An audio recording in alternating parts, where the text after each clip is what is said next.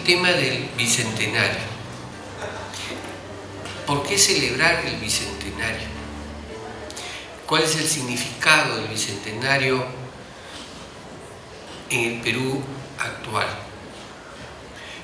Yo no voy a referirme al bicentenario como una huella del pasado, sino voy a referirme al bicentenario como una huella del presente y sobre todo del futuro.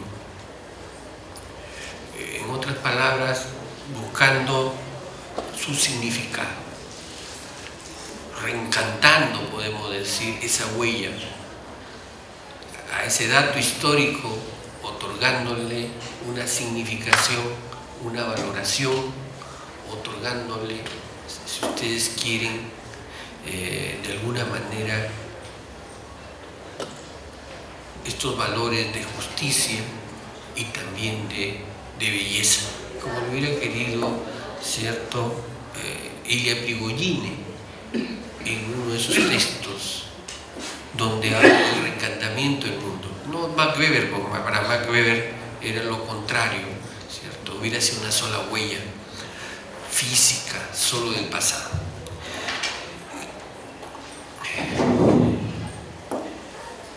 La celebración del bicentenario comenzó en América Latina el 2009-2010, con el bicentenario en algunos países como Ecuador 2009, Chile 2010, Argentina 2010, México el 2010. En el Perú estamos llegando tardíamente al bicentenario, 2021. Sin embargo, creo que estamos invisibilizando al primer país de América Latina que dio si ustedes quieren, de alguna manera significó una propuesta radical frente a la dominación del imperialismo de ese entonces. Me estoy refiriendo a Haití. Creo que Haití es el inicio del bicentenario en América Latina. Sin embargo, ha sido dejado de lado, ha sido invisibilizado. La revolución de Haití se dio en 1790, 1804, esta ex colonia francesa, que fue la colonia más productiva, más rica de todo el Caribe. Con ello comienza este bicentenario. Sin embargo, no nos acordamos de Haití. Y la pregunta sería ¿por qué? Yo creo porque Haití representa en primer lugar el triunfo de los esclavos que se rebelan contra sus amos. Es el triunfo también de los negros que se rebelan contra los blancos y triunfan. Es el triunfo de una nación emergente que se rebela con una nación establecida, la nación francesa. Y finalmente podemos decir, es la colonia la que se rebela contra el imperialismo francés. Son 4 rebeliones triunfantes en un solo momento histórico. Ahí está la respuesta, porque cuando hablamos de bicentenario nos olvidamos de Haití. Fue la primera o el primer momento de rebelión y de celebración, podemos decir, del bicentenario en el mundo presente, pero fue una insurgencia no solamente contra el dominio español o francés en este caso, sino fue una insurgencia, como nuestro amigo Aníbal Quijano le hubiera gustado decir, contra la colonialidad. Creo que por eso es que se invisibilizó esta primera insurgencia frente a la dominación extranjera. Estamos hablando de una nación contra otra nación, de una colonia contra el imperio. Estamos hablando, como les decía, de los esclavos que se rebelan. Y estamos hablando también de los negros contra los blancos. Es un único movimiento histórico.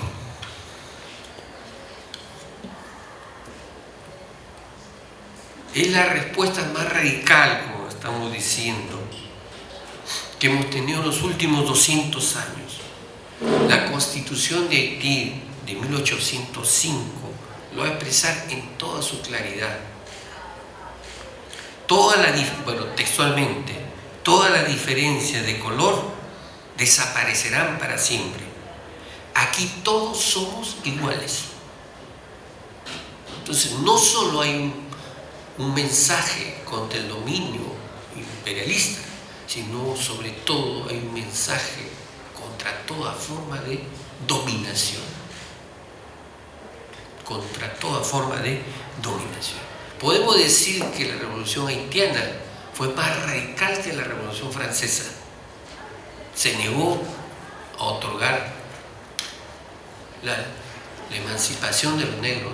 Se invadió, al contrario, Haití. Napoleón mandó tropas que fueron derrotadas. Fue más francesa que los franceses, podemos decir, la Revolución de Haití. Llevaron adelante una plena emancipación. El sector más inferiorizado de toda la población del Nuevo Mundo, más inferiorizado que la población indígena, la población negra. El eslabón último que se atrevió a una revolución. En ese sentido podemos decir que también hay una revuelta epistémica. Una revuelta epistémica en el sentido de que los negros, el sector más inferiorizado de la población, pueden hacer una revolución y pueden triunfar. Nunca se lo perdonaron. Haití, por eso ahora es un pueblo destruido, un pueblo casi liquidado. Nunca se lo perdonaron. Que el sector más inferiorizado de la población triunfara en una revolución, donde se pone en jaque no solo al imperialismo, sino se pone en jaque las formas, como decíamos, más extremas de dominación. Eso es Haití. Y creo que si hablamos de los bicentenarios, pues hay que recuperar Haití. Hay que recuperar la Constitución haitiana. En ese sentido, creo que el mensaje de la Revolución Haitiana está presente. Y el mensaje de esta Constitución. Todas las diferencias de color desaparecerán para siempre. Aquí todos somos iguales. Creo que eso es el significado de lo bicentenario, que debió marcar la pauta de todo lo bicentenario. Sin embargo, fue dejado de lado, olvidado, podemos decir.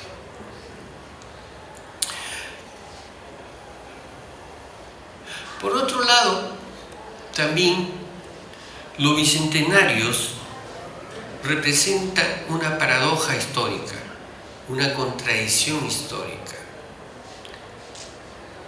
Creo que cuando hablamos de los bicentenarios, estamos hablando de la subjetividad que la modernidad va a construir, esa modernidad que comenzó precisamente en América con el encuentro entre lo europeo y el nuevo mundo. Ahí es donde comienza esta modernidad.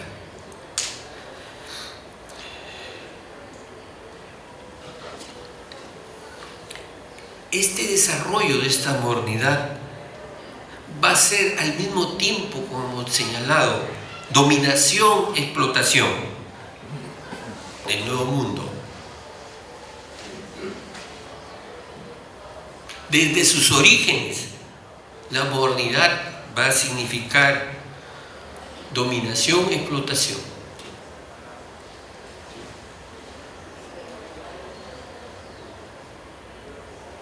Como hemos señalado para el caso haitiano y para toda América Latina. Pero creo que es una paradoja histórica también cuando hablamos del Bicentenario, en el sentido de que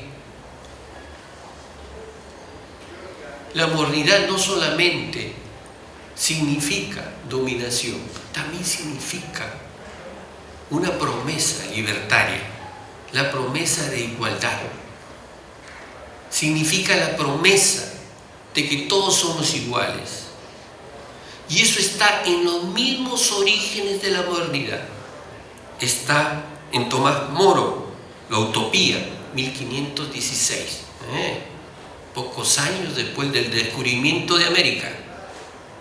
Está en Campanella, La Ciudad del Sol, 1602. Este pensamiento utópico se inspiró, oh sorpresa, ¿dónde se inspiró?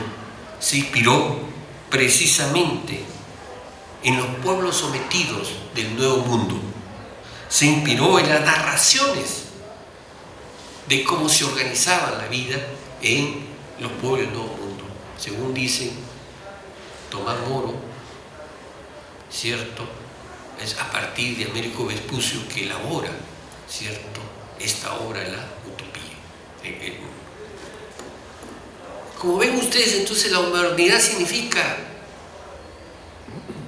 la conquista de América significa la llegada, el desarrollo de la dominación-explotación, la modernidad, pero también va a significar la emergencia del otro lado, y eso nos olvidamos, del lado utópico, de la igualdad.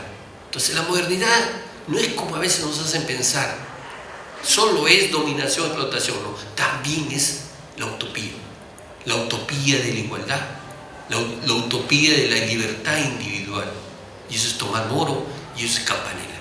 Desde los mismos orígenes de la modernidad es que la modernidad es dominio, explotación, pero también es igualdad. Por eso que podemos hablar de Haití. Por eso que podemos hablar del Bicentenario.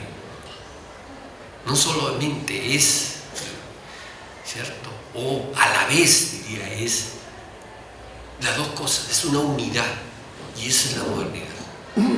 Es una paradoja histórica, es una contradicción histórica.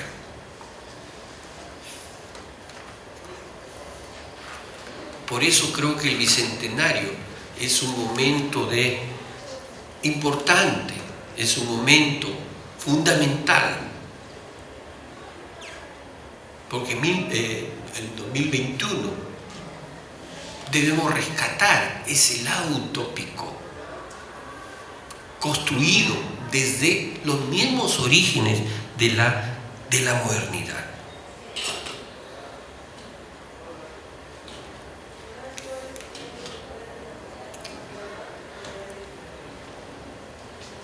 De esta forma podemos llegar a una tercera idea, a manera de, podemos decir ya, de conclusión. El Bicentenario, de la forma como hemos expuesto, ha significado un largo proceso de emancipación. Estos 200 años han significado un largo proceso de emancipación que está en marcha, pero un largo proceso de emancipación frente a la modernidad moderna, capitalista. Los pueblos han logrado la independencia colonial, siglo XVIII en América Latina, el África en la segunda parte del siglo XX. La independencia colonial. Han roto las relaciones de dependencia política en la relación entre los países, imperio y colonia. Pero creemos que, y ese es el mensaje del Bicentenario, este proceso continúa, este proceso está en marcha, solo puede ser acompañado de la emancipación de la colonialidad. Y cuando me refiero a la emancipación de la colonialidad, me estoy refiriendo al otro lado de la modernidad, como diría Walter Benjamin, ¿cierto? Cuando dice textualmente, leo, no existe documento moderno de cultura que no sea a la vez documento de barbarie. La modernidad es eso. La modernidad no solamente significa desarrollo de las fuerzas productivas, también significa la barbarie. También significa la dominación, la explotación, también significa este lado oscuro, la barbarización. Al lado del desarrollo técnico-cultural logrado por la modernidad, a la vez la modernidad es barbarie. Lo que para Aníbal Quijano sería esto que estamos diciendo, la colonialidad. La forma mayor de barbarie es la destrucción del medio ambiente en primer lugar. Es bueno recordar algunos datos. Tenemos la tasa de extinción de seres vivos la más alta en los últimos años. Y ya no es un discurso.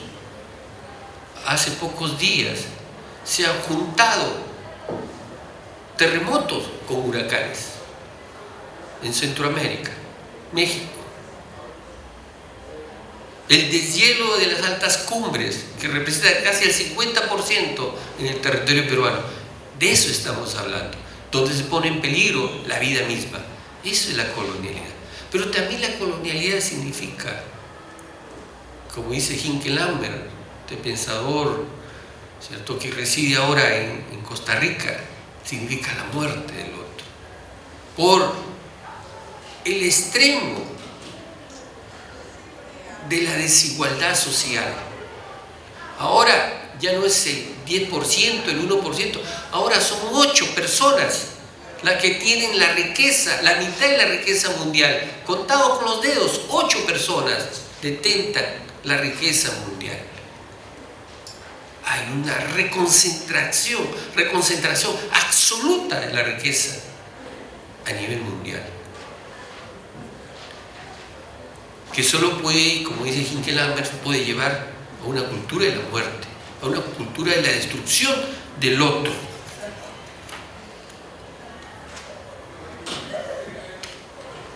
Cuando pensábamos que el racismo había perdido legitimidad después de la derrota del nazismo y del militarismo japonés en la Segunda Guerra Mundial, ahora nuevamente comienza a emerger. Yo solo voy a referirme a algunos datos muy sueltos. El 10% del electorado ahora está en el Congreso, el Parlamento alemán. Ha ganado un partido nazi. Las declaraciones del presidente norteamericano Trump, que ha pasado de un discurso ambiguo a un discurso directo que vuelve a legitimar el racismo. Sus declaraciones en Alabama el 22 de septiembre, cuando llama unos hijos de puta, podemos decir a los marrones, a los otros. ¿Qué está haciendo? Está nuevamente legitimando, está colocando el discurso en la esfera pública, directamente. De eso estamos hablando cuando decimos nosotros, ¿cierto?, la colonialidad. El Bicentenario representa eso, representa que la marcha del proceso emancipatorio ha logrado la independencia de las colonias, la independencia política, pero no, todavía está en cuestión y está presente irregresivamente la independencia frente a la colonialidad. Por eso es importante el Bicentenario, por eso creo que discutir Bicentenario es importante y fundamental. Es Haití, eso quiere decir Bicentenario. Es la utopía de la igualdad social, eso es Bicentenario. Y también el Bicentenario significa un proceso de emancipación largo, que no ha concluido, un proceso que continúa, donde la primera etapa se ha ganado, pero todavía está en marcha la emancipación frente a la colonialidad. Gracias, Julio, por esta primera intervención. La gran pregunta, como bien se ha dicho, es ¿qué celebramos el Bicentenario? ¿De qué se trata esta fiesta que no se sabe bien si son los tatachines por la nación, o el acuerdo latinoamericano, o la independencia que España nos concede y que nosotros aceptamos? ¿De qué se trata el Bicentenario? Yo quiero empezar señalándoles, recomendándoles además que asistan a la presentación que hace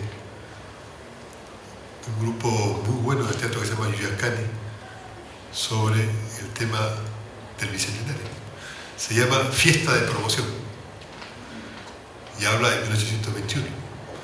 Y no les voy a contar toda la historia porque ustedes tienen que ir a verla, pero en el momento cumbre de la obra, ya verán ustedes cómo se vive eso. De repente aparecen los actores y todo el escenario en torno a una gran figura, que es la figura que nos han puesto en el Perú como eje del Bicentenario. ¿Cuál pintura? La pintura de San Martín en Huaura declarando la independencia del Perú. Eso es el Bicentenario, se nos dice. Y de pronto está todo el público expectando esa obra teatral y de repente sale una mujer y dice: no hay ninguna mujer en ese cuadro. Y sale otro y dice: y no hay ningún indígena. Y sale otro y dice: y no hay ningún negro. Y realmente en ese cuadro no hay ni mujer, ni indígena, ni negro. No son parte del Bicentenario. Entonces, ¿qué se ha estado celebrando en el Bicentenario? ¿Cuál es el tema del Bicentenario? Si se habla de la independencia, se habla de la afirmación de los componentes de esas sociedades. Bien se ha señalado, quisiera seguir con esa reflexión de que debemos de partir de una visión civilizatoria del conjunto de la humanidad para entender el Bicentenario, porque nos han vendido un Bicentenario dentro de la lógica del eurocentrismo. El Bicentenario es nuestra independencia de España para formar naciones parecidas a la española, Estado nacional parecidos a lo que era la expansión de Occidente europeo del resto del mundo. Es la visión eurocéntrica europea. ¿Eso corresponde realmente al Bicentenario? En el caso nuestro concreto del Perú, ¿celebramos el Bicentenario porque celebramos la independencia en 1821? Ahí empieza el Bicentenario de nuestra independencia, de nuestra existencia como nación, más aún, de nuestra existencia como pueblo. La existencia como nación supone una conjugación de varios factores y la creación de un Estado. La existencia como pueblo es más amplia, tiene que ver con una base civilizatoria. ¿Tenemos una base civilizatoria previa a esos elementos o son circunstancias aleatorias? Hegel decía que nuestra América, no tenía historia, que la historia empezaba con la llegada de los españoles, con la llegada de Europa. La historia en el sentido de los instrumentos de trabajo, del sistema productivo, de los sistemas de intercambio, el sentido de la razón, el uso de la razón. Ahí empezaba la historia para nosotros. Eso decía Hegel, un gran filósofo que es el que inventa la teoría eurocéntrica. Y un gran geógrafo, Braudel, dice que ciertamente era un bonito continente, pero no había población. Era un continente vacío y por lo tanto no había civilización previa. Fíjese, Hegel y Braudel no son del siglo XVII, no son del siglo XVIII. Son autores que tienen una influencia inmensa en la filosofía, en la ciencia social, en el pensamiento contemporáneo. Pero los dos están absolutamente equivocados. Y cuando se ha discutido el tema del bicentenario, justamente hay que develar y decirle un momento, señor Hegel, ¿cómo que no teníamos historia? Entonces salen por todas partes de nuestra América, empiezan a salir los mayas, los aztecas, los incas y los preincas, y eso no es historia, y eso no es civilización, y se empieza a rascar hasta que se llega a Caral, que es parte de los puntos originarios de la civilización humana en el planeta. Entonces, antes de haber estado conectados con el resto del mundo, teníamos civilización. O sea, había un grupo humano con sentido de lo que hacía, con organización, con jerarquías, con propuestas, con significados de su vida. Entonces, si partimos del punto de vista de civilización, lo que estamos viviendo en esta época es una pugna entre la búsqueda de hegemonía de una forma de civilización, de una civilización concreta que es la civilización europea, en particular bajo la hegemonía del capital, versus otras formas civilizatorias, otras grandes epopeyas civilizatorias de la humanidad. Entonces empieza a rascar la historia. Los que son historiadores saben bien que ahora hay un debate inmenso. ¿Qué fue primero, Europa o China? ¿Quién llegó primero a nuestra América? Ya hay mapas descubiertos de los chinos sobre América, antes de que lo supiera España.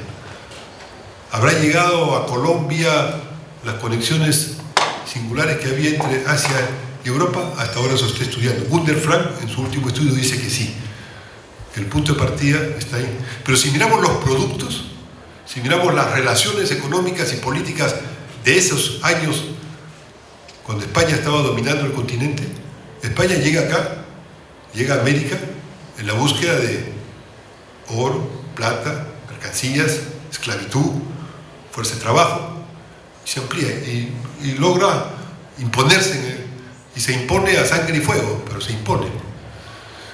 Y España buscaba plata porque el circuito mundial de conocimientos, de sabidurías, de cultura, de producción, no estaba en España. El circuito mundial no estaba en Alemania, era la parte más bárbara de Europa. El circuito más importante de la humanidad de esos años estaba en China.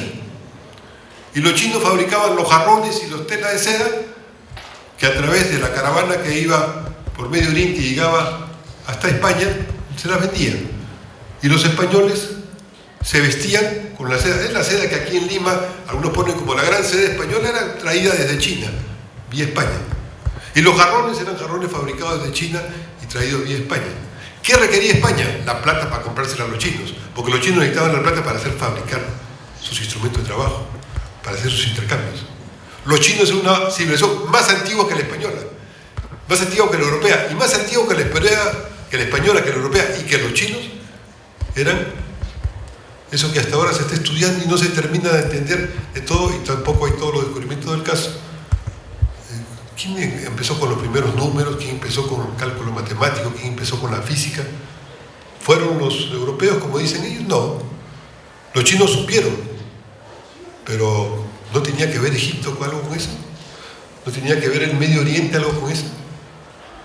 ¿No había ahí un desarrollo civilizatorio básico que luego se expande al resto de la humanidad y va capturando cada uno su parte? Y cuando queman la Biblioteca de Alejandría y a la mujer que la dirigía la desollan viva y le queman, está queriendo aplastar un conocimiento, pero lo apropian quienes hacen esa barbarie para desarrollar supuestamente su civilización. Entonces, la primera cosa que tenemos que hacer para poder apreciar nuestro bicentenario es echar abajo la teoría eurocéntrica. La base es que la civilización es Europa y tenemos que imitarla. La construcción hegeliana cuyos puntos de avance cada día más llegan hasta los puntos más altos, que es Europa llena de sabiduría, esa es una mentira universal. Eso no es ciencia. No corresponde ni siquiera a los momentos históricos. Y esa mentira obedece a una estrategia de dominación. Lo segundo es que nuestro continente no es un continente vacío, es un continente lleno de civilizaciones. ¿Había o no había conexión entre la civilización que existía, lo que ahora es México, y lo que es el Perú, Bolivia? Sí había. ¿Había o no había conexión por barco? Yo estaba en el Museo de México y ahí están todos los elementos que se intercambiaban. Había una fluidez muy estrecha. ¿Había conexión entre estas civilizaciones y Europa? No. Con China hasta ahora no se sabe, parece que no. Había un desarrollo originario propio. Y esas civilizaciones habían llegado a un nivel de ser solamente pueblos que tenían agricultura y un poco de transformación, o tenían Estado. Tenían Estado, tenían autoridad, tenían organización, y tenían inclusive sistemas de creencias religiosas y culturales que organizaban la vida, y sistemas de poder, de relación de poder. Entonces, en el Perú, lamentablemente hasta ahora, no hemos terminado de descubrir cómo era la escritura andina. Hasta ahora están los quipus, hasta ahora se rasca varias fórmulas, hasta ahora hay mecanismos fonéticos para encontrarlo, hay estudios que se hacen, hay avances que se hacen, pero hasta ahora no logramos tenerlo. Algún día se va a descubrir, porque es imposible que el imperio incaico haya llegado al nivel de desarrollo que tuvo, o sea, que tenía metalurgia, que tenía el manejo de los recursos hídricos, que podía construir maravillas como la de Machu Picchu, que podía hacer la pista, el sistema de transporte más grande que ha tenido el mundo construido para camino, que es la ruta inca. Todo eso tenía conocimiento, tenía sabiduría atrás. Eso falta descubrirlo y conocerlo más en el Perú.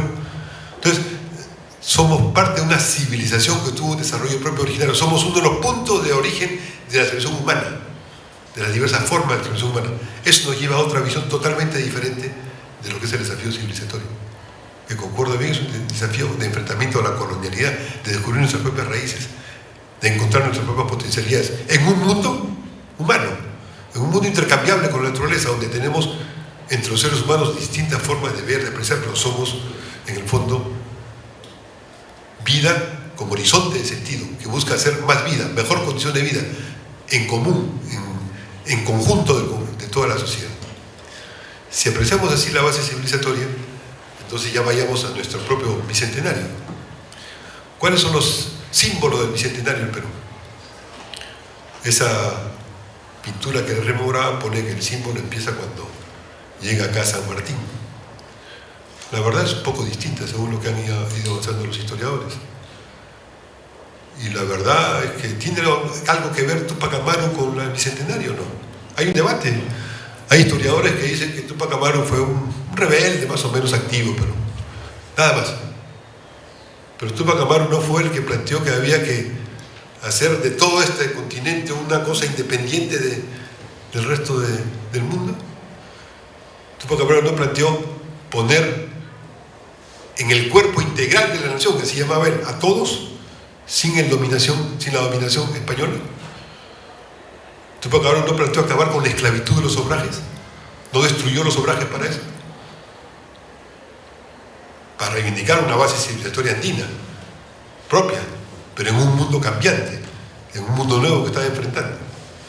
¿Y por qué creen ustedes que el bando para liquidar a Túpac Amaru no solamente mandó que las mujeres de la familia de Túpac Amaru caminaran hasta Lima y se fueran en barco y murieran en la travesía, y alguna otra la mataran antes, sino que ordenó que se destruyera todo vestigio de cultura andina? ¿Por qué razón ordenaron destruir eso?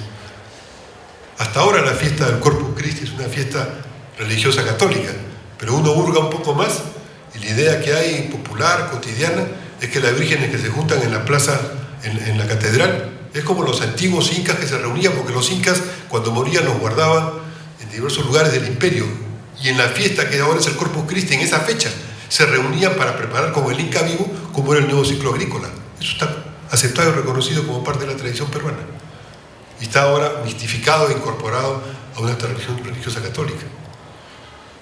Entonces, la independencia del Perú como nación, la lucha de América Latina por su independencia como continente, tiene a la base un empuje propio cuyo punto más importante es la gesta de Túpac Amaru. Es el punto de partida. Por eso es que aquí hay un monumento a uno de los autores de una carta a los criollos españoles, Vizcarra Guzmán, donde dice: estamos a punto de avanzar, tenemos que buscar a los Túpac Amaru para que ellos dirijan este nuevo momento del continente, en la carta a los españoles americanos. Túpac Amaru continúa, los primeros que van a ponerle plata al virreinato para bloquear a Túpac Amaru, él se llamó el Tribunal del Consulado, o sea, los que manejaban los buques para importar y exportar oro, plata y bienes. Esos, durante 30 o 40 años, le pidieron al Estado que le pagara su deuda, porque ellos financiaron al virreinato para aplastar a Túpac Amaru. Y varios de los que estuvieron en esa lucha, después fueron casi los primeros presidentes del Perú, y traicionaron el Perú. Los dos primeros presidentes nominados por el Perú, criollos peruanos, que llegaron a ser peruanos, los dos traicionaron al Perú. Lamentable, pero fue la parte de la realidad. Entonces, Túpac Amaru está en el corazón de la presencia civilizatoria andino-amazónica. Túpac Amaru no solamente es el lenguaje quechua, es una presencia civilizatoria y nutre a nuestro bicentenario de eso. Pero además hay otros actores más, ciertamente. Bolívar es para el conjunto del continente, no es para el Perú solamente. Bolívar, cuando está apoyando a la revolución Haití, la independencia haitiana, que muy bien se ha descrito, Bolívar hace una insurrección y es derrotado y se va a hablar con el gobierno haitiano y se compromete con ellos a luchar por acabar con la esclavitud. La lucha de Bolívar en nuestra América fue para acabar con la esclavitud también. Y Bolívar viene acá a esa batalla. Una vez que han arrasado con Túpac Amaru y que querían aplastar ese movimiento, Bolívar hace un gran esfuerzo, no para darle a los criollos españoles que estaban casi, por eso digo, los dos primeros presidentes del Perú terminaron traidores. Torretagle, el marqués, uno murió en el Real Felipe junto con los españoles y el otro fue ajusticiado por la justicia peruana, por traidores, porque Bolívar tenía que enfrentar a quienes no querían la independencia efectiva. El sueño de Bolívar de alguna manera se parecía al sueño de Túpac Amaru, cuando Túpac Amaru declaró que todos teníamos que ser una sola unidad. Bolívar lo que planteaba es la gran confederación de naciones de América Latina, que sea un elemento coherente, independiente frente a Europa, frente a Estados Unidos. Y Bolívar, cuando hace las batallas por la independencia, lo hace en ese sentido. Ciertamente que es un momento ya de desarrollo del capital industrial, del capital comercial, un mayor desarrollo económico de las sociedades, hay mayores actores, hay latifundistas que se convierten en empresarios agrícolas. Es un momento distinto y por eso es que la unidad de la Confederación Peruano-Boliviana tiene en el caso del Perú, la Confederación Latinoamericana tiene en el caso del Perú un proponente concreto, que yo digo José Faustino Sánchez Carrión. ¿Sabe quién fue José Faustino Sánchez Carrión? El secretario de Bolívar. Cuando Bolívar fue declarado presidente dictatorial de Perú, se le dio el mando del Perú para enfrentar a los traidores y lograr la independencia. Su secretario fue Sánchez Carrión. Y Sánchez Carrión fue el que redactó la convocatoria del Congreso Arquitectónico y fue el que estuvo participando con Bolívar en la preparación de las batallas definitorias de la independencia. Y a Sánchez Carrión casi nadie lo conoce. Y tiene unos componentes muy buenos. Y uno de esos temas claves de Sánchez Carrión, ¿saben cuál es? La independencia tiene que dar origen a una república de ciudadanos, no de súbditos. Queremos ciudadanos con la independencia. La responsabilidad de la independencia es la responsabilidad de conseguir que los ciudadanos sean plenos. Y ciudadanos son todos, de los diversos sectores sociales, rompiendo esa división de razas, clases o estamentos que estaban puestos desde la colonia.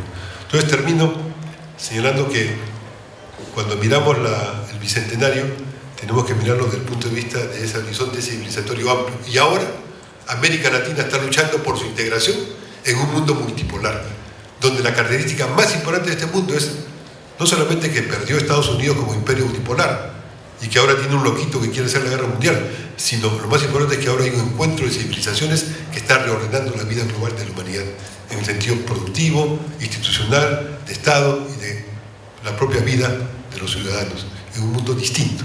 Estamos, por eso, con el desafío del Bicentenario, entrando a un nuevo periodo para el acercamiento al desarrollo de las civilizaciones. Y ahí tenemos que, con mayor fuerza, decir, para nosotros el Bicentenario tiene que tener una perspectiva histórica civilizatoria. Por favor, muchas gracias. Parece que va a ser lo inverso. Los sociólogos están haciendo historia y yo he tenido, digamos, el deseo de hacer algo más presente. Pero bueno, las conmemoraciones son siempre oportunidad para hacer balances y reflexiones sobre el trayecto recorrido para los individuos, así también para las colectividades. Estando cerca del segundo centenario de nuestra vida como país independiente, es ciertamente propicio que los peruanos pensemos acerca de nosotros mismos como colectividad. Es posible que mientras más nos acerquemos a la fecha conmemorativa, se multipliquen las reflexiones y análisis de lo que nos caracteriza como país, en donde no faltarán versiones edulcoradas del presente y el pasado, ni tampoco enjuiciamientos lapidarios que no reconozcan lo bueno de lo avanzado ni los logros obtenidos. Por gentil invitación de la facultad me permito hacer unas ligeras reflexiones o más bien impresiones respecto al derrotero de nuestro país, aprovechando el tema del Bicentenario. Y repito, son impresiones modestas de un historiador que hace uso de sus conocimientos particulares y que las ofrece para estimular el diálogo y la crítica. Por demás está decir que lo que diga en esta mesa no dejan de ser ideas generales que seguramente algunos compartirán y otros no. Quería comentar 3 asuntos que por diversas razones me son familiares, pero no sé si me va a alcanzar el tiempo, así que serán tal vez 2. Son el Estado, el modelo económico y la nación. Y me gustaría tratar estos temas desde un ángulo directamente relacionado con la conmemoración, esto es la promesa republicana encerrada en la palabra patria. Cuando me refiero a patria, estoy seguro que los asistentes estarán pensando que quiero referirme al problema de la nación en el Perú. Es cierto, pero no solamente ello. El Perú nace como país independiente bajo la promesa de construir una patria, es decir, bajo la promesa de construir una comunidad política próspera y justa, basada en los principios de la libertad civil y política y bajo los principios de la igualdad formal de los ciudadanos. Patria encerraba en ese momento en sus letras contenidos como la existencia de una comunidad política asentada en un territorio donde las solidaridades de sus miembros se basaban en la común pertenencia a un Estado, es decir, una nación cívica. Así también patria implicaba el compromiso y participación de los ciudadanos con el destino común. Esta promesa, o esta es la promesa de la patria. No vale la pena detenernos detalladamente en por qué esos ideales fundacionales de la patria no se llevaron a la práctica. Solo detengamos o retengamos que lo que expresa esta palabra fue y sigue siendo un horizonte de expectativas para los peruanos, una promesa republicana de una vida mejor. Pasemos al primer tema, el Estado. El Estado como organización burocrática y administrativa. Las promesas republicanas reclamaban para su cumplimiento la existencia de un leviatán que las ejecutase, es decir, la existencia de un cuerpo de funcionarios con capacidad de penetración sobre el territorio que asegurase el cumplimiento de los derechos republicanos. Estas promesas no podían hacerse realidad sin un Estado sólido. Si vemos el siglo XIX, nuestro Estado no era una entidad, era una entidad débil y pequeña.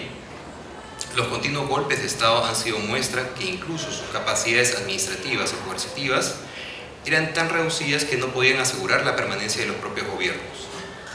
Era sin duda un Estado frágil que ejercía su limitado poder de manera esporádica y muchas veces brutal, lo que nos ha llevado a pensar retrospectiva y equivocadamente que en el siglo XIX existió un Estado militarizado y fuerte. La debilidad de este Estado se debía en parte a la tradición de gobierno indirecto que heredamos del antiguo régimen y la erosión de las capacidades mencionadas en las guerras de independencia. Décadas más tarde, la Guerra del Pacífico mostró de qué estaba hecho el Estado peruano. Basare lo llamó Estado empírico, un Estado formal, solo un cascarón vacío, alejado de la sociedad real. Esta guerra catalizó los empeños por modernizar el Estado y en el periodo de la reconstrucción nacional, me refiero a fines del siglo XIX, se edifica un nuevo leviatán más burocrático y profesional, con pretensiones de asegurar su imperio en el territorio, pero tales pretensiones chocaron con la estructura social dominante en el país, la prevalencia del gamonalismo serrano y la privatización del poder en amplios espacios del territorio nacional. Solo en la década de 1970, el Estado en manos de los militares hace posible la destrucción de esas estructuras inhibidoras, pero en un contexto adverso y dentro de un proyecto no falto de sus propias contradicciones. Resulta interesante que por primera vez en la historia, la acción del Estado tuvo un amplio radio, expresado de muchas maneras, como por ejemplo, en su penetración en el movimiento popular, digo el Sinamos, o en los esfuerzos por incrementar las capacidades productivas de las CAPs y las AIS durante la reforma agraria. El modelo desarrollista que sentó el gobierno revolucionario de la Fuerza Armada entró en crisis en la década de 1980 y sobrevinieron las reformas estructurales neoliberales. La búsqueda por reducir el gasto público y modernizar el Estado al que se tildó de hipertrófico llevaron a las privatizaciones, el despido masivo de trabajadores y la reducción de la responsabilidad del Estado en diversos derechos ganados a lo largo del siglo XX, educación, salud, etc. Todo ello bajo las recomendaciones del Fondo Monetario Internacional y el Banco Mundial. Esta brutal reducción del aparato público y al mismo tiempo precarización de sus servicios ha llevado a reflexiones críticas incluso por sus defensores. Francis Fukuyama, por ejemplo, afirma que la aplicación de las recetas neoliberales en muchos casos ha llevado a la constitución de estados fallidos. Para el Perú, el retorno a la democracia en el cambio de milenio y la hasta hace no poco presente bonanza económica fueron y aún son la oportunidad de decidir qué tipo de sociedad queremos y qué tipo de Estado necesitamos. En virtud del crecimiento aludido, el gasto público en las últimas décadas se ha incrementado sustancialmente y el proceso de descentralización ha permitido que éste se distribuya de manera más equitativa en las regiones del país. Sin embargo, chocamos nuevamente con las debilidades administrativas y coercitivas de nuestro Estado. Allí están los presupuestos que no se pueden ejecutar en las regiones, o peor aún los presupuestos gastados en obras improductivas.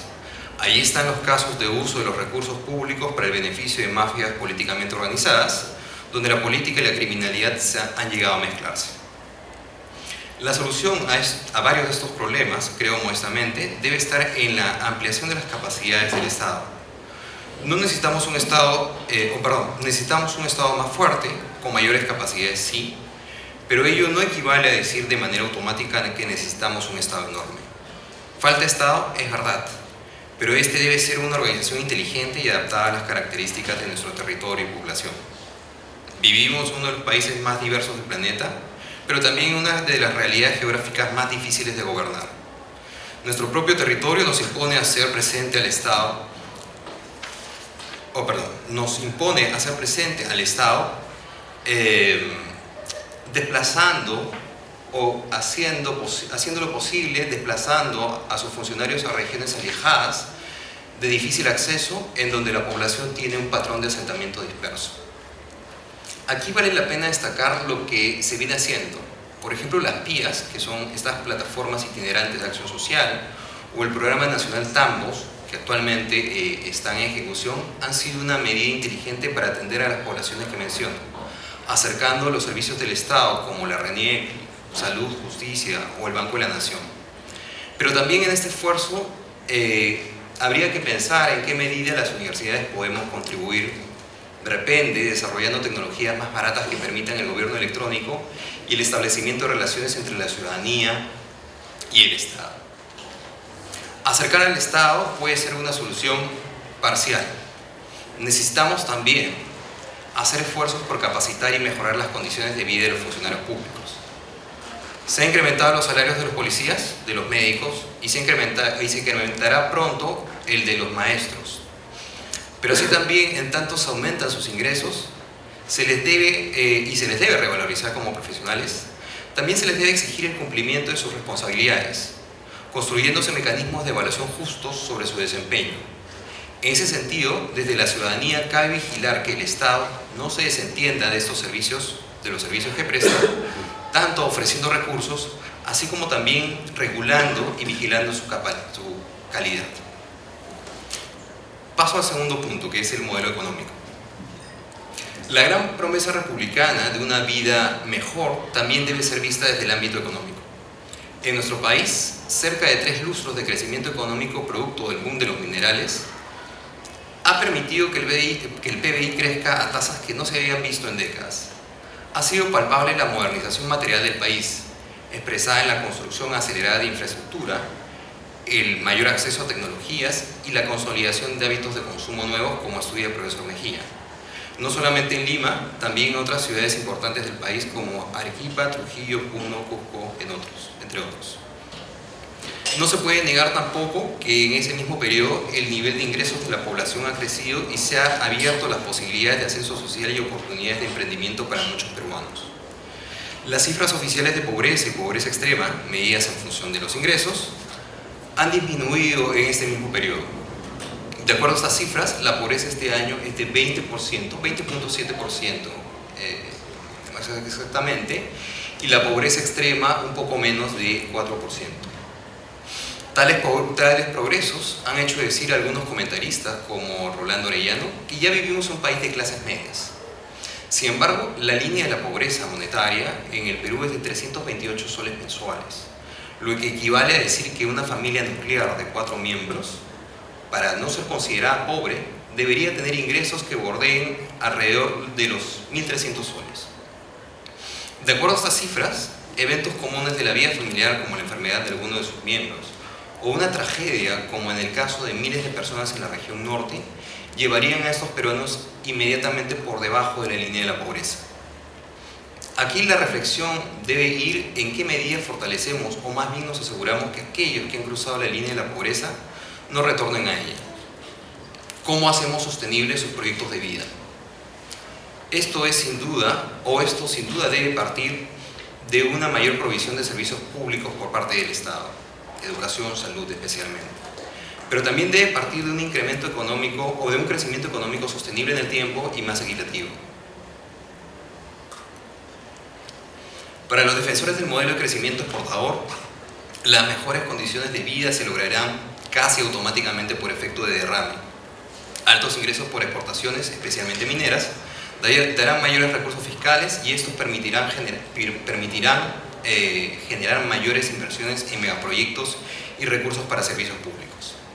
Sin embargo, voces críticas como la del economista Jürgen Schutz han mostrado que este modelo a la larga no cambia la estructura básica de nuestra economía. Esta se caracteriza por la existencia de un sector moderno que tiene acceso al capital, la tecnología y la formalidad, así como altos niveles de productividad por trabajador, ingresos y capacidad de capitalización, opuesto a otro modelo tradicional que cuenta con un acceso restringido al capital, la tecnología y la formalidad, así como también bajos niveles de productividad, bajos ingresos y bajas capacidades de capitalización. Según Schutz, lo que muestra el desempeño de nuestra economía y la aplicación de este modelo sin cambio alguno es que ambos sectores van a crecer. Sin embargo, que la distancia entre ellos aumentará por efecto de los desiguales niveles de productividad. No se produciría, por tanto, una absorción del sector tradicional por parte del moderno. Este sector tradicional, para quienes no saben, tiene en su seno a la agricultura tradicional y el gigantesco sector informal. Dentro de ellos, el empresariado emergente o capitalismo cholo, como se le quiere llamar. Y encierra por encima, como decía, el 70% de la pega.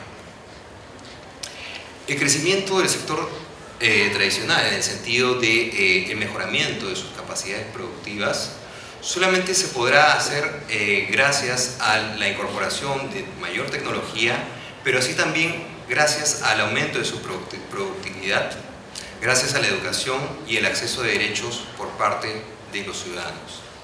Tareas que corresponden, creo yo, al Estado y también a nosotros, las universidades. ¿Cuánto tiempo me falta? Un minuto. Ya, cierro con esto. Entonces, vale la pena referirse a otro de los logros agridulces de este crecimiento económico, que es el surgimiento del capitalismo emergente, al cual se ha aglutinado bajo el concepto de emprendimiento. Vemos emerger actualmente una clase media mestiza o chola, emprendedora, con capacidad adquisitiva que rompe el antiguo estereotipo de que en el Perú el dinero solo es patrimonio de los blancos. Eso es sin duda positivo, pero habría que pensar cuál es el costo de este emprendimiento. Actualmente quienes han dado contenido a esos emprendimientos de este sector emergente ha sido el discurso neoliberal, con el famoso discurso del emprendedurismo. Personalmente creo que el emprendimiento sin ciudadanía es un discurso individualista y perverso. La interpretación de Hernando de Soto sobre los emprendimientos de los migrantes y sus descendientes propugna ofrecer mayores facilidades para el ingreso a la formalidad de estos pequeños y microempresarios. Si bien en parte estos razonamientos pueden sonar lógicos, las consecuencias están a la vista, como la tragedia ocurrida últimamente en las Malvinas y otros casos de flagrante explotación laboral. El discurso de emprendimiento sin ciudadanía, entendida esta como cumplimiento de deberes y ejercicio de derechos laborales, entre otros, solo refuerza lo que se ha llamado cultura combi, donde todo vale, es decir, trayectorias de ascenso social anómicas que no redundan en el bien común. Nada más lejano a lo que en el pasado se llamaba hacer patria o el patriotismo. Esto es trabajar en mi beneficio personal, pero pensando en qué hago de bien para los demás. ¿Qué hago para el bien común? ¿Solo basta el crecimiento individual? Evidentemente no. ¿Y es un problema de valores? Es evidente que también. Nos hace falta, pues, construir representaciones que conecten el éxito personal y el bien común. No solamente símbolos que se agoten luego de un partido de fútbol. En parte, esta tarea de construir símbolos identitarios es responsabilidad de los medios de comunicación, pero también de las universidades. Pero estos valores y estos ideales deben ser también acompañados por cosas que hacen tangible la ciudadanía, es decir, por acceso a derechos y a beneficios que el Estado puede ofrecer. Me permito trabajar el último tema de repente en la siguiente, en el debate posterior. Bien, gracias David. Vamos a continuar. Así cerramos una primera ronda, entonces empezamos una segunda ronda de 10 minutos, dando la palabra al doctor Julio Víctor Mejía Navarrete.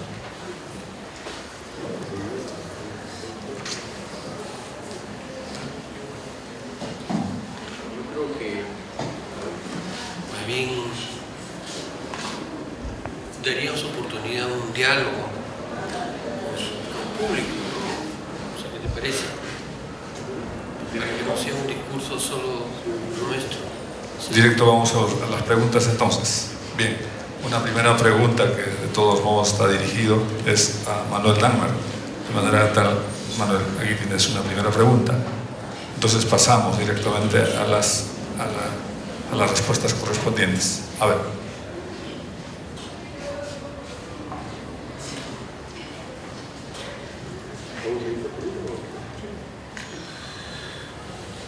Al congresista Manuel Langmar, ¿no cree usted que está sobrevalorando el legado de Simón Bolívar, personaje histórico que arrebató Guayaquil al Perú y cuyo nombre formó al país Bolivia en homenaje a él, antiguamente el Alto Perú, Óscar Valdivia Soto? Ciertamente que uno podría decir también que le quitó una persona a otra, pero hay que mirar el conjunto de la historia. Bolívar fue el que planteó la unidad de la patria grande junto con nuestro emblema nacional, que era el secretario de Bolívar cuando él estaba en el gobierno y que redactó la convocatoria de la Carta del Congreso Antictiónico de Panamá. Y lo que Bolívar planteaba era una república. Cuando llega Bolívar al Perú, había una crisis entre dos gobiernos, o dos que querían ser presidentes del gobierno del Perú. Y los dos que querían ser presidentes del Perú querían continuar en una alianza con los españoles, no querían la independencia del Perú, querían negociar con los españoles una forma de gobierno complementario, un gobierno asociado. Por eso es que se genera la situación tan extraña de que el Congreso de la República le da los poderes que se llaman de dictadura. ¿En qué sentido de dictadura? Que es el único que asume el poder del Estado, por decisión del propio Congreso, porque no había sino casi 3 gobiernos, 2 presidentes nombrados que se peleaban entre ellos y el presidente que el Congreso le decía vamos a la batalla por la independencia definitiva. O sea, lo que se venía, lo que estaba en cuestión era la batalla final con los españoles, que iba a independizar toda América Latina. En ese contexto Bolívar tiene una estrategia. Su estrategia es: no vamos a pelear en Lima, vamos a pelear en la sierra. Y vamos a pelear en los sitios fundamentales de la sierra. Por eso es que se repliega Pativilca y luego forma con todos los que estaban en las batallas, forma el Ejército Libertador, que va desde Trujillo por los Andes, en la batalla que se da en la sierra más alta en Lima, en Junín, y luego termina en Ayacucho. Esas son las batallas que sellan la independencia del Perú. Esa es la estrategia que hace Bolívar. Y cuando Bolívar regresa, ya victorioso en el Perú, vienen las disputas por la sucesión, la organización. Se muere lamentablemente Faustino Sánchez Carrión. Entonces Bolívar dice: háganse cargo ustedes del Perú, y Bolívar se retira del Perú. Bolívar no dice: yo mantengo la dictadura. Se había enviado a Sucre para la independencia de Bolivia. Entonces los diversos países de América Latina se van independizando y se van balcanizando. La idea bolivariana fue la unidad de la patria grande, no fue la balcanización de la patria grande. La balcanización se da luego de la victoria contra los españoles, conseguida ya la derrota del virreinato, y aceptado el virreinato que estaba derrotado. Se dan todas las peleas que son largas de establecer en Colombia y en Venezuela, que llevan a que Bolívar sea ahí sacado del poder, entra en conflicto. Se dan las peleas de Argentina, que le quitan el respaldo a San Martín, y San Martín se queda en el aire y le cede a Bolívar que él conduzca la independencia, por más que San Martín tiene una idea más bien monárquica. Y se da la disputa en torno al propio Bolivia, que Bolivia quería separarse del Perú. Entonces, en ese contexto es que Bolivia tiene su constitución, Ecuador tiene su constitución, la Gran Colombia tiene su constitución, y lo que debería haber sido la patria grande integrada se balcaniza. La balcanización no era una propuesta de Bolívar, era una consecuencia de las condiciones estructurales, políticas, económicas y sociales de la guerra de independencia. Por eso me parece equivocado asignarle a Bolívar que él quería dividir cada uno para ver cómo si él tenía una idea muy singular del Estado, que es bien discutible, que corresponde a esa época, y que justamente entre él y Sánchez Carrión había una especie de diálogo entre líneas. Sánchez Carrión decía: queremos que una república no tenga sino ciudadanos que sean la base de la soberanía. No aceptaba ninguna intermediación entre el ciudadano y el ejercicio general del poder. Ahí había una diferencia con las fórmulas que practicaban los otros países de América Latina. Entonces, esos ya son temas que han quedado para el debate constitucional, pero en el ejercicio práctico de la independencia, a mí me parece que la labor cumplida por Bolívar es una labor que logró sellar la independencia en un momento crítico, donde estaban los dos presidentes peruanos traicionando al Perú para regresar a España y logrando la victoria definitiva en las batallas independentistas que son memorables para la humanidad. A ver, continuamos con las preguntas, a ver, si tienen ustedes a bien de plantear. A ver.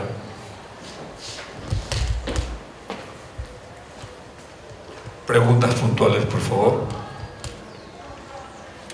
Buenas tardes.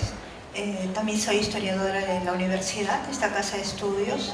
En el último congreso regional de la universidad, organizado por la Universidad Jorge Basadre Grodman, se puso a discusión el diferendo entre Chile y Perú, camino al bicentenario. ¿Cuál es la posición de los tres ponentes que están en la mesa? Tanto y dado que hay un proyecto político en el cual algunos historiadores chilenos, conjuntamente con historiadores peruanos, están ingresando a las aulas de los colegios nacionales. Quisiera saber cuál es la posición de la mesa, de la universidad, de la facultad y precisamente del conjunto de historiadores. Esa es mi pregunta. Bien, entonces antes vamos a recoger algunas preguntas más para que luego los invitados den sus respuestas. ¿Alguien más, por favor? ¿Sí? ¿Alguien más? ¿Una pregunta por ahí? Entonces, como la pregunta está dirigida a los tres invitados, ¿sí? Entonces pasamos a la respuesta. Doctor Mejía. Sí, gracias. Creo que habría que darle una perspectiva un poco más amplia a la pregunta formulada. Creo que en el siglo XIX ocurre un hecho que a veces también pasa desapercibido, pero sin embargo creo que de alguna manera representa la pauta de lo que significaba o significa la formación de las repúblicas en América Latina, y a partir de ahí todas estas disputas territoriales. Me estoy refiriendo al Paraguay. No me acuerdo la fecha exactamente, pero en el siglo XIX, la primera mitad del siglo XIX exactamente, Paraguay es una nación industrializada. Altos hornos, ferrocarriles, alfabetización de su población. ¿Y qué ocurre? Quizás sea el primer país industrializado dentro de los cánones del siglo XIX. ¿Y qué ocurre? Ocurre simplemente que se unen tres países, Brasil, Argentina, Uruguay, impulsados por Inglaterra, y destruyen ese proyecto de industrialización de América y fragmentan, despedazan el Paraguay, despedazan el Paraguay. La guerra de la Triple Alianza, pero lo más grave es que actualmente no me acuerdo ahorita el número el porcentaje del exterminio de los hombres en el Paraguay. Creo que prácticamente el 70% de todos los menores de 12 años fueron condenados, fueron liquidados, muertos. Estuve algunos años, pero a mí me llamó la atención porque las mujeres se casaban tan jóvenes, menos de 20 años, tenían 4 hijos. Después me enteré poco a poco por esa situación, ¿no?, histórica. Creo que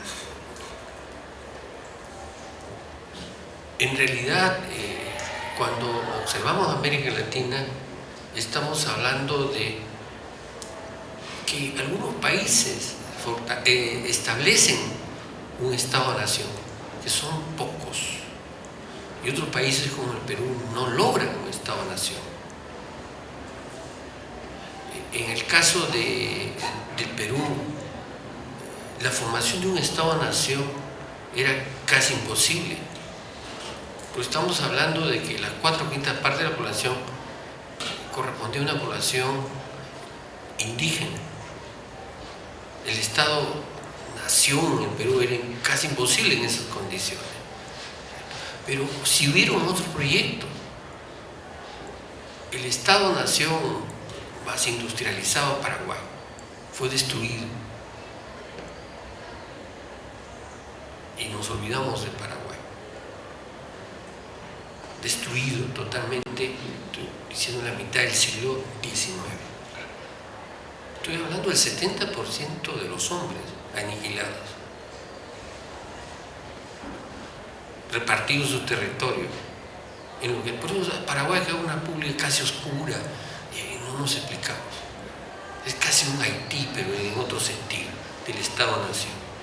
Pero sí tuvieron éxito aquellos países como Chile, con un Estado-nación, que no llegaron a industrializarse, pero sí llegaron a fortalecer un Estado-nación. Uruguay, un Estado-nación. Yo creo que hay que verlo dentro de ese contexto, el diferendo entre Perú y Chile. Ellos tuvieron un Estado-nación y el Perú no. El Estado-nación en Perú está en formación. Matomar decía que tenemos un Estado nacional, decía él, una nación por primera vez, pero no tenemos un Estado-nación. Porque había, por lo que ha sido señalado, había un problema de cholificación ascendente. Entonces la nación, había una nación, pero no un Estado-nación en los últimos tiempos. Pero bueno, eso es cuestión. Pero lo cierto es que aquí el Estado-Nación simplemente no tuvo las posibilidades, porque estuvo en contra de la mayor parte de la población. No sucedió en el caso de Chile. Pero tampoco fue un gran Estado-Nación. Era un Estado-Nación dependiente, no el caso de Paraguay.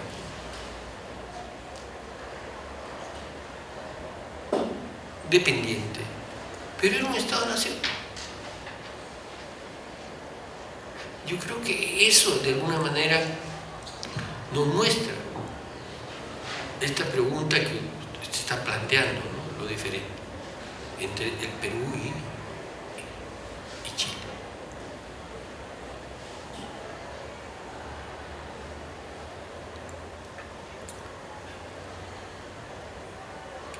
Ese diferendo entre el Perú y Chile me parece que ahora tiene que ser enfocado desde un punto de vista del presente. ¿Cuál es el punto de vista del presente? Hay un proceso de globalización que cruza todas las naciones. Yo creo que el problema para países como Chile, yo creo que no se trata ahora de un diferendo o territorial. El problema para ellos más bien es de la expansión del capital o del capitalismo como país. Basta ver la economía peruana. En gran parte es dependiente, en gran parte. Creo que ese es el problema mayor. Si bien es cierto, hay diferendos territoriales. El Perú ha perdido territorio. El Perú, si uno mira el mapa o el siglo XVIII, era el llamado a ser el Brasil del Pacífico. El Brasil del Pacífico. En el colegio nos enseñaba el mapa, ¿cierto? El Brasil del Pacífico. Somos el país que ha perdido más territorio.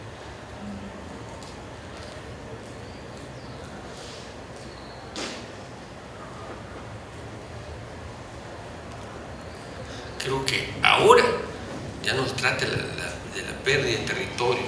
Yo creo que el problema ahora tiene otras características, pero tiene una continuidad histórica, porque estamos perdiendo soberanía, no territorial, pero sí soberanía nacional, económica, financiera,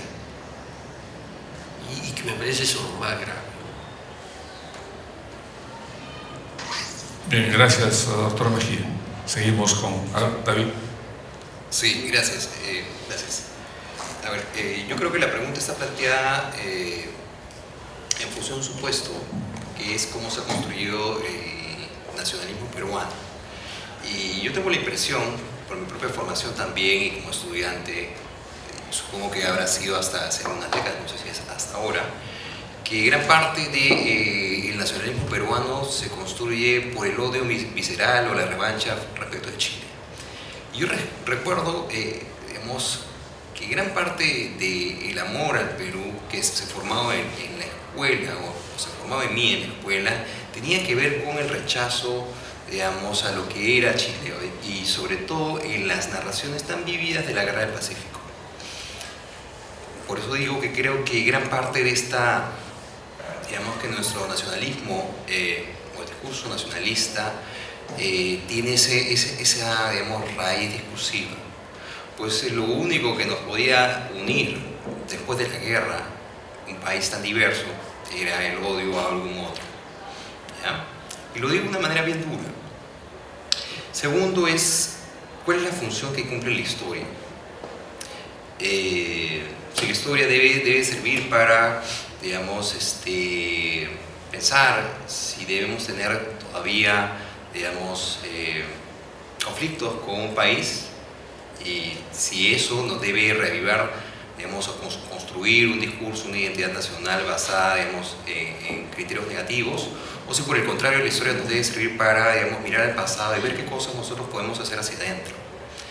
Ciertamente tener un diferendo con otro país evidentemente implica lo que hará el otro país, pero también implica lo que nosotros haremos para, digamos, defender nuestros derechos.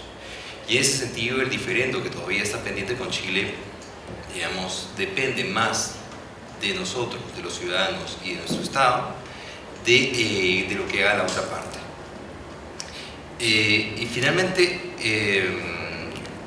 ¿qué es lo que está sucediendo con estos profesores, con esos historiadores peruanos y chilenos que están yendo a escuelas públicas, privadas, no lo sé? Yo no le veo digamos, nada de malo, siempre y cuando, digamos, el aprendizaje y la historia deba servirnos para aprender del pasado y aprender de las cosas que podemos hacer en el presente. No tener, digamos, no ser esclavos del pasado.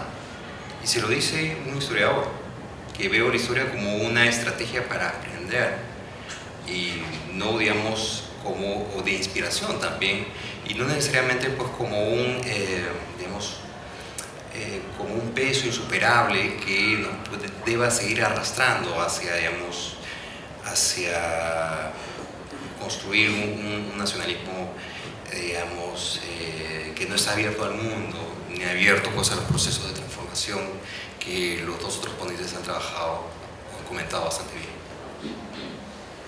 Gracias, David. Terminamos con la intervención de Manuel. Sí, yo parto de que todos los países de América Latina tenemos una unidad más amplia, somos una patria grande y tenemos que buscar los mecanismos institucionales, políticos, sociales y culturales para tener esa unidad. Nuestro futuro en el planeta está en función que logremos hacer de América Latina una gran patria grande que funcione, que active, que tenga mercados, sistemas integrados, vínculos culturales de reconocimiento mutuo, y esa es nuestra exigencia desde el momento de la primera declaración de Túpac Amaru hasta Bolívar soñando con el continente integrado, hasta la primera lucha de la independencia. Después ha habido varios problemas. Entonces, en esa perspectiva, la relación con Chile es compleja porque tanto el Perú como Chile tuvieron clases dominantes hostiles y contrarias con sus pueblos. Hasta ahora en Chile los mapuches casi no están en la nación chilena. En la Constitución no saben bien si están, si no están, y en la realidad están casi fuera. En el Perú, hasta ahora los pueblos indígenas amazónicos están fuera de la realidad. Están en la consulta previa a ver si los incorporan. Y los pueblos andinos están al costado porque se meten en las ciudades, invaden, actúan, se meten en la cultura, pero son casi tolerados, pero no es un país que haya asumido la pluriculturalidad de manera activa, reconocida y digna, o sea, de dignidad para todos.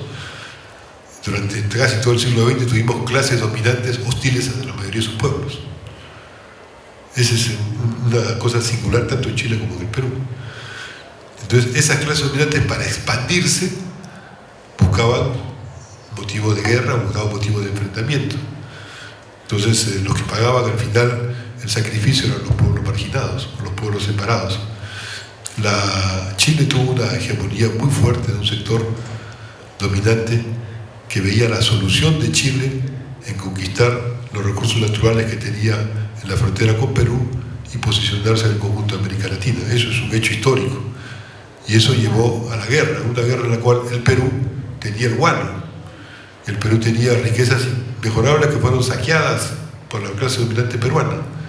Y si no hubiéramos tenido a Grau, hubiéramos tenido un desastre militar. Porque Grau fue el que mantuvo a la flota chilena a la defensiva, él y su barquito. Y los que tenían que haber comprado armas, no compraron armas, se robaron la plata. Y los historiadores tienen sobre eso un conjunto de temas para trabajar arduamente.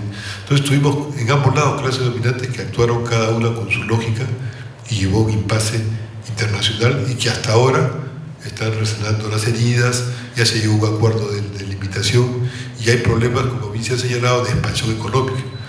Entonces el Perú, como sigue actuando a espaldas de la mayoría de su pueblo, a espaldas de la fuerza andina, amazónica, de la fuerza de los valles que tenemos para producir, para generar excedentes, para generar innovaciones, como sigue actuando a espaldas de su propia realidad geográfica cambiante. Ya no tenemos en los próximos años los grandes nevados, hay problemas con el abastecimiento de agua, hay destrucción de la frontera agrícola, hay una serie de problemas que no se ven en la clase dominante, sino ven de dónde saca un poco de dinero, y esta cosa tan terrible que algún día los historiadores le escribirán del Lavajato y toda esta crisis de régimen, en la cual la corruptela de la clase dominante hunde un Estado, hunde un sistema político, que no es el Estado el que se hunde. Esas cosas en Chile también han pasado con Pinochet y siguen pasando con algunos sectores de la clase dominante. Entonces, todavía estamos con problemas entre el pueblo. Yo creo que hay que buscar los procesos de integración, hay que acercarse entre los países. Y ese proceso de integración nos lo da, y con esto termino paradójicamente, la propia realidad nueva de la humanidad, con esto que de alguna forma es una nueva etapa global que se vive. ¿Cuál es esta nueva etapa global? Ahora resulta que los chinos, más allá de cómo se evaluó su régimen político, los chinos han logrado expandir su producción. Estados Unidos puso su inversión ahí, pero los chinos mandaron a su gente a estudiar, hicieron el conocimiento y ahora los chinos manejan su producción y se han convertido en la primera potencia económica del mundo. Y los chinos tienen un programa que se llama la Ruta de la Seda. Entonces los chinos en ese proyecto quieren unir China con España. No quieren unir, ya lo han unido con una vía ferroviaria. A comienzos, hablábamos de la civilización, a comienzos de las civilizaciones humanas, eso se hacía a caballo o en camellos, entre los chinos a través de los árabes con Europa. Ahora lo están haciendo con ferrocarril. ¿Por qué creen que Inglaterra se ha separado de Europa y ha acercado a los chinos? Porque Inglaterra es una isla y el comercio mundial, los chinos le dan la facilidad. Entonces, los chinos tienen la ruta de la seda con Europa y la otra ruta que tienen es una ruta marítima para llegar hasta América del Sur. ¿A dónde llegan? Al Perú, al puerto de Hilo. Y del Perú tienen un ferrocarril que va hasta Brasil. Entonces, hay 30 países que están metidos ahí, liberales, neoliberales, izquierdistas, no izquierdistas, 30 países que participan en ese proceso que está cambiando la dinámica de la humanidad. Cuando Estados Unidos ha regresado con Trump a decir, aquí señores, no hay globalización sino unipolaridad. Los chinos le han hecho un momento, sí queremos globalización, pero con todos y en estas condiciones. Estamos viviendo un momento complejo de la humanidad. Que en esas condiciones los historiadores del Perú y de Chile se acerquen y discutan, me parece muy bien. Yo creo que eso va a ayudar a que se pongan los términos más precisos. Y creo que en el Perú los historiadores podrían ayudar muchísimo a los historiadores chilenos a reconocer que la pluriculturalidad y el reconocimiento entre los diversos grupos nacionales es un valor, no es un demérito. Y es un elemento de cohesión de la nación, sino de debilitamiento de la nación. Creo que esos diálogos ciertamente son positivos, tienen esa perspectiva positiva. Ojalá que terminen siendo positivos para todos. Gracias, Manuel. Un aplauso merecido a nuestros invitados, pero también un aplauso muy merecido por nuestra facultad, que hemos cumplido 33 años de vida institucional.